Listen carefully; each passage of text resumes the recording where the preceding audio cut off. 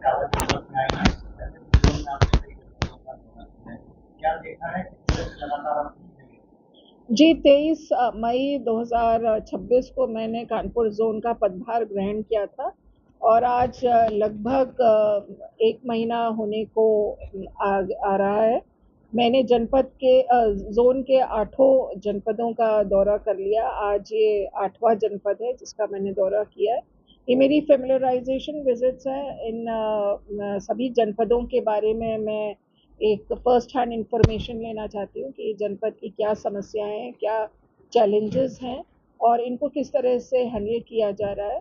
और जो पुलिस की यहाँ पे व्यवस्था है उसकी भी एक समीक्षा करना मेरा उद्देश्य था। और जो एसएचओज हैं, जो हमारे थाना प्रभारी हैं, कटिंग एज लेवल है, और उनके एसएसपी के नेतृत्व में जो पुलिस की यहाँ पे टीम है, चाहे वो सीओज हो, एडिशनल एसपीज हो, एसएचओज हो, उनसे संवाद करना, उनको एक दिशा निर्देश देना और जो सरकार की प्राथमिकताएं हैं उनको उनको उसके संबंध में दिशा निर्देश देना और उनके अनुरूप कार्रवाई करने के लिए प्रेरित करना।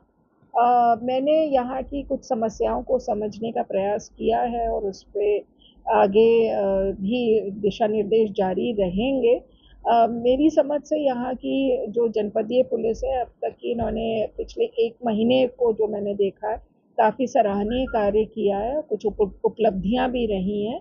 सटीक इन्फॉर्मेशन पे इन्होंने बड़ी तत्परता से कार्रवाई की और उस पर उन्होंने पूर्ण रूप से केस को वर्कआउट किया और उपलब्धि हासिल की, सफलता हासिल की। इसके साथ साथ अब जो साइबर क्राइम है, चाहे मिशन शक्ति है, और जो अन्य सरकार की प्राथमिकताएं हैं, जो आपके ऑर्गेनाइज्ड क्रिमिनल्स हैं, माफिया एलिमेंट्स हैं, इनके विरुद्ध सख्त और कड़ी कार्रवाई करना, इन सभी चीज़ों पर चर्चा की। और मैं अपना विश्वास करती हूँ कि जो इनकी अच्छी टीम है वो आगे आने वाले दिनों में भी ऐसे ही अच्छे परिणाम और रिजल्ट्स देगी। व्यापार मंडल के साथ भी मेरी एक बैठक हुई और उसमें जो फीडबैक रहा व्यापार मंडल का, वो बहुत ही सकारात्मक रहा।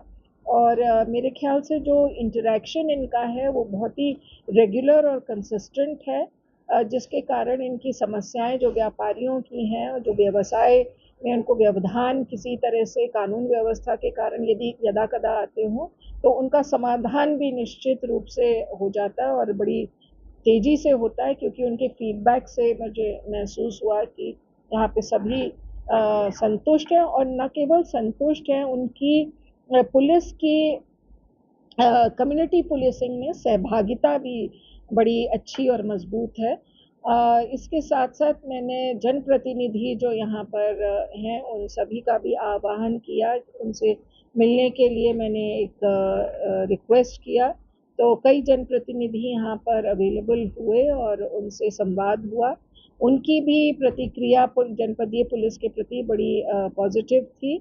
और मेरी समझ से कुल मिलाकर यहाँ पे जो स्थिति है काफ़ी संतोषजनक है। पर देखिए, there is always room for improvement. तो आगे आने वाले दिनों में हम निश्चित रूप से, जहाँ तक कि लॉ एंड ऑर्डर और क्राइम कंट्रोल का सवाल है, उस पर अपनी पैनी नज़र रखेंगे और हर संभव प्रयास करेंगे कि क्रिमिनल्स के विरुद्ध कड़ी से कड़ी कार्रवाई हो, माफियाओं के विरुद्ध कड़ी से कड़ी कार्रवाई हो, और जो हमारी आम जनता है, जो निर्दोष जनता है, उसके लिए हम जन सहायक के रूप में खड़े हों और हमारा व्यवहार और बर्ताव सही रहे, इसके लिए मैंने सभी को निर्देशित किया।